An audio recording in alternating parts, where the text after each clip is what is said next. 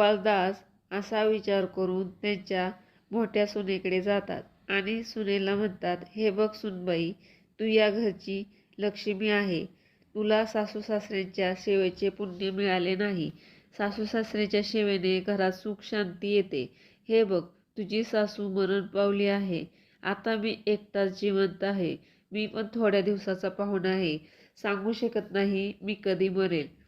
मी जीवनभर गंगा स्नान नेमाने केले आहे, परंतु या म्हातार वयात हे शक्य नाही. तू रोज माझ्यासाठी एक मटके भरून गंगेचे पाणी आणून देऊ शकते का? तू मला पाणी आणून दिलं तर तुला पुण्य मिळेल आणि मी गंगेच्या पाण्याने स्नान करू शकेल. मोठी सून खूप चलाख व आगाऊ होती. सासऱ्याच्या चांगल्या बोलण्यामुळे तिच्यावर काही फरक पडला नाही. ती म्हणते, सासरे बुवा, तुम्ही बोलता ते अगदी बरोबर आहे.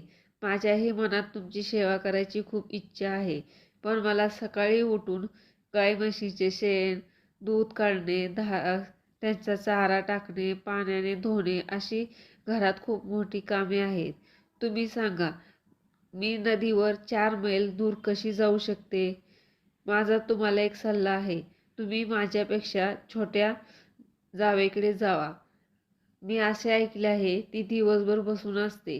हे ऐकून ब्राह्मण गोपालदास म्हणतात, तू बरोबर बोलते. ठीक आहे, मी जातो. ते दीर्घ श्वास घेतात आणि हळूहळू चालत जातात. चालत चालत ते विचार करतात, काय जमाना आला आहे. सासू सासरे नकोत त्यांना.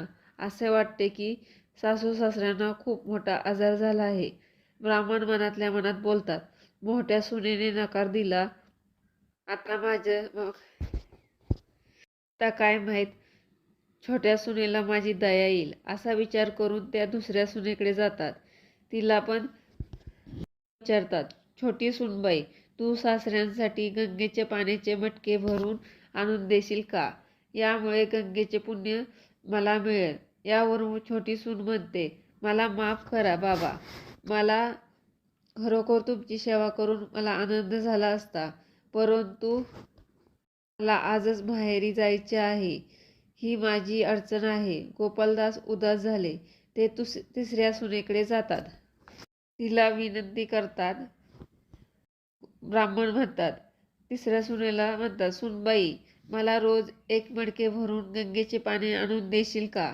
त्यावर तिसरी सून कारणे देत म्हणते, मला माफ करा बाबा, मला घरातील कामामुळे दिवसभर वेळ मिळत नाही. चौथ्या सुनबाईकडे जावा. गोपालदास